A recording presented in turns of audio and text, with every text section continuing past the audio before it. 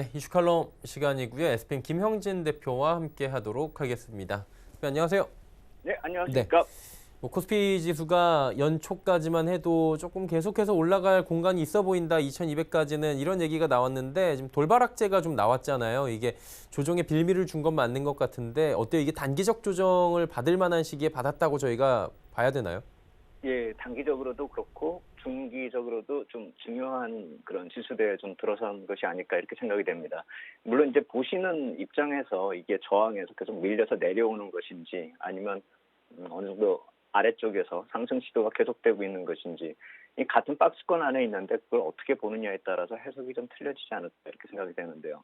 작년 배당락 이후부터 변동성은 계속 커지는 흐름. 그러니까 여기가 뭔가가 있기 때문에 이렇게 변동성이 커지고 있다 이렇게 보시는 게 맞을 것 같고요. 단순히 코스피의 흐름만으로 해석하기보다는 이머징 마켓 전반적으로 같이 움직이니까요. 그리고 상품 시장의 가격 상승으로 인해서 중기 저항대를 이제 벗어나기 위해서 어떤 상승 추세로 전환하기 위한 추세대까지 올라왔기 때문에 그 정도로 이제 크리티컬한 레벨까지 왔기 때문에 또 이렇게 변동성 확대 흐름으로 이어지는 것이 아닐까. 특히나 이머징 마켓 쪽은 그렇게 해석할 필요가 있어 보이고 오늘은 이제 그러한 흐름을 뒷받칠 만한 그런 백데이터가 될 만한 그런 자료가 있는지 한번 정리를 좀 해봤습니다. 그리고 그 이외에 돌발적인 정치 이슈 같은 그런 악재들이 지금 나타나고 있는 그런 상황인데 그러한 흐름은 중기 상승 과정 속에서 어떤 단기 악재 발생의 의미로 해석한다면 트레이딩을 하는 데 있어서 타이밍 조절하는 정도의 의미를 좀 보는 게 맞을 것 같고요. 그리고 최근 그러한 이런 이란 관련된 그런 단기적인 좀 돌발적인 이슈 말고도 오랫동안 좀 끌고 왔었던 그런 재료죠. 무역 분쟁 같은 그런 재료로 관점으로 봐도 2220포인트는 분기점이기 때문에 무역 분쟁 발생 지수대라는 점에서 감안한다면은 이걸 빠르게 쉽게 회복해서 뭐 더 추가적인 상승을 한다라기보다는 이 지수대에서 등록 과정을 거친 다음에 이 자리가 좀 지지선으로 변화되는 것이 시장이 안정적으로 변화되는 그런 흐름으로 좀 인식할 필요가 있지 않을까 이렇게 생각이 들고요. 그래서 우리 쪽은 그렇다라고 보는데 이제 다만 좀 달라진 점이 있다라고 한다면은 미국 증시도 이제 약간 좀 부담스러운 예전에 분석을 해서 기술적으로 단기 상승 목표치를 좀 구해본 적이 있는데 거기까지 왔다라는 것이죠. 그래서 그동안에는 이제 우리가 좀 안 좋아도 미국 증시가 버팀목이 돼주고 좀 기대감이 있었는데 이제는 미국 증시도 추가적으로 탄력적인 상승을 하기에는 약간 좀 쉬어갈 만한 그런 자리에 왔다라는 점을 감안한다면 미국 시장의 자산 시장도 그러니까 주식 시장하고 더불어서 채권하고 달러 쪽으로도 어떤 변화가 생길 수 있다라는 점을 한번 좀 놓고 볼 필요가 있어 보입니다. 그래서 그러한 달러 약세하고 상품 시장의 강세 그리고 그것이 바로 영향을 주게 되고 시그널을 주는 이머징 마켓의 중기 모멘텀 발생 이 정도의 근거 자료들을 한번 살펴볼 필요가 있겠다 이렇게 생각이 되고 이렇게 하락 추세대에 도달할 만큼 작년 8월부터 상승폭이 어느 정도 컸었다라는 점도 우리가 인식을 해야 되겠죠. 그렇다라고 본다면 이제부터는 기대감이 아니라 실질적으로 실적이 좀 좋아지고 있는 왜냐하면 이제 PER이 많이 높아진 상태니까요. 그래서 그러한 것들이 검증이 되어야 되는데 오늘 삼성전자의 실적은 그러한 관점에서 놓고 하면 적지 않게 좀 좋은 의미로 좀 볼 필요가 있어 보이는데 단기적으로 이렇게 좀 어수선하고 재료들이 좀 나타나고 있고 중기 저항 추세대에 들어섰다라는 점 여러모로 좀 복합적인 재료가 있기 때문에 이러한 좀 어수선한 모습은 약간 조금 더 진행되고 난 다음에 실적적으로 이렇게 포커스가 옮아가는 그러한 시장 흐름으로 좀 이해할 필요가 있겠다 이렇게 말씀을 드리겠습니다. 12월 후반, 중후반 정도부터는 위험 자산에 대한 선호 현상이 좀 부각이 된 부분이 있었잖아요. 이 부분을 조금 주목을 해봐도 되나, 뭐 이렇게 질문을 드린다면은 괜찮다고 하실 건가요? 예, 그래서 이제 아까 초반에 말씀을 예, 예. 드렸었던 것 중에서 그 부분을 이제 말씀을 드렸었던 것인데 위험자산 선호 현상 이쪽이 이머징 마켓 주식시장뿐만이 아니라 자산시장 전반적인 그리고 상품 시장 쪽에서 또 이렇게 흐름이 나타나고 있죠. 물론 최근에 뭐 WTI나 뭐 유가가 상승 급등을 해서 뭐 70달러를 넘어서고 있다 이런 얘기가 나오고 있지만 사실 그거하고 별개로 작년 말부터 전반적인 상품 시장에 강세가 나타났다는 것이죠. 만약에 유가만으로 이렇게 재료로 인해서 움직이는 모습이라고 본다면 우리가 신뢰하기가 힘들겠지만 그것이 아니라 상품 시장 전반적인 강세가 나타났었다는 점을 본다면은 우리가 좀 주목할 필요가 있어 보이고 그것이 이머징 마켓 쪽으로 바로 직결되는 문제라는 점을 한번 생각해 볼 필요가 있어 보입니다. 그래서 제가 표를 CRB 인덱스 쪽 표를 좀 구해봤는데요. 제가 푸른색하고 붉은색으로 저항대를 이렇게 그어놨는데 그것이 이제 중기적으로 2016년부터 계속 저항대로 인식이 되어 온 그 자리죠. 그러니까 중기 저항대에 부닥치고 있는 그 상황이라는 점을 아까 초반에 말씀드렸던 점을 이렇게 표를 만들어서 이렇게 보여드리는 것입니다. 그래서 저러한 흐름을 넘어서게 된다면 반대쪽에 있는 달러가 중기 약세 전환을 한다라는 점하고 일맥상통하다 이렇게 볼 수가 있겠죠. 그래서 달러가 중기 약세 그리고 상품 시장이 강세 그렇게 되어서 이머징 마켓의 경기가 좀 바닥에서 돌아서는 그런 모습하고 이 세 가지가 조합이 된다라고 한다면 위험자산 선호 현상이 전체적으로 중기적으로 이제 강세 반전으로 진입한다라는 것이죠. 그게 우리 지수대로 보면 2,200포인트 정도로 보시면 될 것 같고 그것이 지금 보고 계신 CRB 인덱스의 흐름이다 이렇게 보시면 될 것 같습니다. 물론 이게 2016년부터 저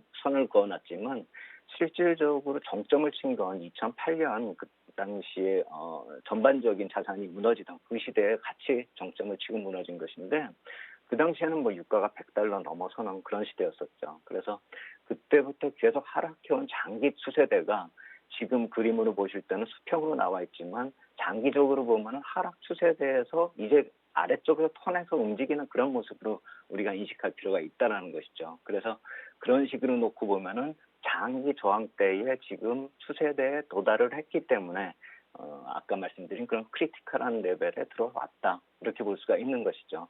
상품 시장 쪽에서 이러한 변화가 나타나 준다라고 한다면 이머징 마켓 쪽으로 또 변화가 나타날 것이다 이렇게 보시는 게 맞을 것 같고 그래서 아까 말씀드린 대로 WTI만 가지고 이렇게 큰 영향을 미치거나 아니 유가 또 다른 쪽에서 이렇게 영향을 미쳐서 그래서 나타난 모습이다 이렇게 또 인식할 수가 있기 때문에 다른 대표적인 상품 종목들도 한번 같이 비교를 해보면은 표를 하나 다시 또 다른 표를 하나 만들어봤는데요. 상품 선물 쪽에서 가격을 좀 추출했습니다. 그래서 WTI하고 구리 동이죠. 그리고 면화, 코코아 이런 식으로 원자재 쪽에 좀 구분이 될 수 있는 비철과 식물, 또 농식품 이쪽으로 좀 우리가 자료를 구해보면은 공통적으로 작년 9월 정도의 바닥을 형성했던 것을 우리가 찾아볼 수가 있다라는 것이죠. 오른쪽에 빨간색 박스권으로 표시한 것이 그 하단을 만들었었던 최근에 하단을 만들고 상승 시도를 하고 있다라는 것이죠. 그리고 종목별로는 다 조금씩 이 높낮음이 있기 때문에 좀 헷갈리게 보이고는 있지만 흐름 자체는 비슷하게 흘러가고 있는 것이고 하락 추세대에서 지금 겨우 턴하고 있고 좀 저점을 조금씩 높여가고 있다라는 점이죠. 그래서 작년 9월 바닥을 형성하고 이렇게 돌아서는 모습이 이머징 마켓 주식시장하고 동행하고 있다 이렇게 볼 수가 있는 것이고 이렇게 특정 종목, 그러니까 유가만으로 상승이 나타나고 있는 것이 아니라 작년에 저점을 형성하면서 본격적으로 후반부에 상승 추세로 진입을 했다라는 점을 감안한다면은 이머징 마켓 쪽의 자산시장 전반적으로 강세가 좀 시현될 수 있는 그런 시그널로 볼 수가 있다라는 것이죠. 그래서 2008년 전후로 가격을 정점을 형성하고 2013년, 2018년 이렇게 계속 고점을 낮췄었던 그 장기 흐름이 이제는 돌아서면서 2018년 고점까지의 상승 시도가 진행이 되고 있고 여기를 돌파하게 된다면 중기적으로 변화가 나타난다라는 그 점을 우리가 인식할 필요가 있어서 지금 재료들은 여러 가지가 좀 복잡하게 나타나고 있지만 작년 말부터 나타났었던 중기적인 변화 시그널은 아직도 유효하게 움직이고 있기 때문에 중기적으로 긍정적인 관점은 아직도 살아있는 것이고 단기적인 악재가 언제까지 영향을 미칠 것인지 그것을 좀 우리가 지켜볼 필요가 있지 않을까 이렇게 생각이 됩니다. 그러면 중기적으로는 좀 저희가 시각을 좀 달리해서 해석을 해볼 필요도 있다 이렇게 받아들여도 돼요? 네, 맞습니다. 그러니까 단기 악재가 부각이 됐는데 아까 말씀드린 그런 상품 시장을 중심으로 해서 위험자산 쪽이 강세를 보였다가 지금 좀 약화되고 있는 그런 모습인데 그것이 그렇다면 단기 정점을 형성하고 이렇게 좀 반전이 돼서 안 좋아지는 것을 뜻하는 것인지 아니면 초반에 말씀드렸듯이 상승을 계속 시도하는 와중에 걸려서 지금 조정을 받고 있는 거죠. 이것을 좀 인식하려면은 경기 쪽을 보는 게 아무래도 빠르겠죠. 그리고 단기적으로 나타나는 재료를 가지고 판단하기에는 이런 관점에서는 경기 흐름을 중기 흐름을 좀 예측하기는 좀 힘들겠죠. 그래서 우리가 경기 쪽에 OECD 경기 선행지수 쪽을 다시 한번 볼 필요가 있다라는 생각이 들어서 미국을 제외한 나머지 유럽하고 우리가 브릭스 국가 이쪽을 좀 우리가 좀 뽑아서 볼 필요가 있지 않을까 해서 경기 선행지수 모습을 한번 봤습니다. 그러니까 지금 중간에 이제 보라색으로 나타나는 것이 남아공 쪽의 경기 선행지수인데 이쪽을 뽑은 이유는 사실 브릭스 국가 중에서 중간 정도의 자리를 위치하고 있기 때문입니다. 러시아나 인도나 브라질이 좀 위에 있고 중국도 좀 아래쪽에 있는데 그것이 한 중간 정도가 되기 때문에 그리고 또 상품 시장 쪽의 노출도가 GDP에서 차지하는 비중이 어느 정도 적절한 그런 비중을 차지하고 있기 때문에 이 나라 국가가 지금 하향 추세에서 약간 돌아서려고 하는 모습이 나타나고 있고 그것이 보통 유럽 쪽에 좀 약간 소행해가지고 움직였다라는 점을 감안한다면 지금 노란색 선이 돌아서고 있는 그런 유럽 쪽의 경기를 놓고 봤을 때 이런 브릭스 국가 쪽의 흐름도 돌아설 공산이 크다.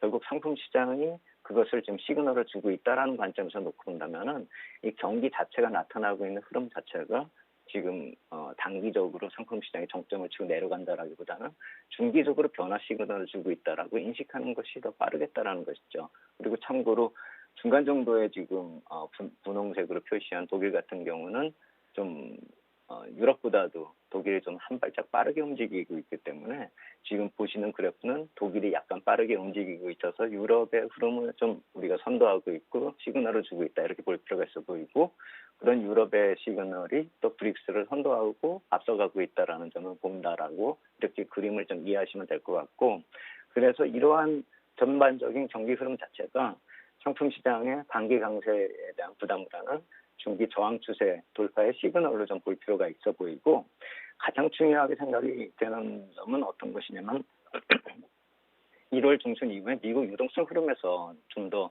확실한 그런 시그널이 나올 것이라고 예전부터 말씀을 드렸는데 FOMC 회의가 1월 29일로 예정이 되어 있는데 그 전후로 해가지고 이런 달러하고의 유동성 문제가 이머징 마켓 시장하고 좀 상반된 그런 위치에 있다는 점을 감안한다면은 1월 중순 이후에 나타나는 미국 시장의 유동성 흐름의 변화 이쪽을 좀 더 우리가 또 주목할 필요가 있지 않을까 이렇게 생각이 된다 말씀을 드리겠습니다. 지금 그래서 이란이나 이런 문제 뒤에 가려져 있던 정말 사실 가려질 수도 없는 큰 부분이 삼성전자의 실적 발표가 이렇게 나타나면서 국내 시장이 돌지 말지를 결정을 하는 거고 첫 번째 옵션 만기일은 배당락이 있기 때문에 배당 보고 들어온 외국인들이 좀 청산하는 물량들이 있어서 좀 어렵지만 좀 바뀔 수도 있는 부분이 있고 이런 걸 좀 봐야 되는 부분은 아니겠습니까? 이 부분 좀 명쾌하게 마지막으로 짚어주시면 좋을 것 같아요. 네, 맞습니다. 그래서 삼성전자하고 IT 투자 전략이 기본적인 그런 관점이 될 것이라고 생각이 됩니다. 우리가 오늘 이제 실적 발표가 나오기 전 어제까지만 하더라도 시장의 컨센서스가 7조 안 된다, 영업이익이 7조 안 된다 해가지고 주가가 사실 그동안 좀 조정을 보였던 게 사실인데 예상보다 좀 좋게 나왔고 물론 전분기보다는 좀 이익이 줄어들어서 7조 1천억이 나오긴 했지만 그 흐름 자체를 놓고 봤을 때는 원래 우리나라 실적 자체가 3분기에 정점을 치고 4분기가 정상적으로 놓고 봐도 좀 안 좋아지는 그런 흐름이 계속 나타났었던 점을 감안한다면은 이번 실적에 대해서 실망할 필요가 없는 것이죠. 전분기보다 줄어들었다 하더라도요. 그래서 작년 말 이후 우리가 재확대 진행 중으로 이어져 왔었던 코스피 디커플링의 현상이 항상 이 삼성전자 실적을 발표하면서 좀 완화됐다라는 점을 감안한다면 오늘 이후부터는 코스피 시장이 좀 상대적으로 좀 안 좋다라기보다도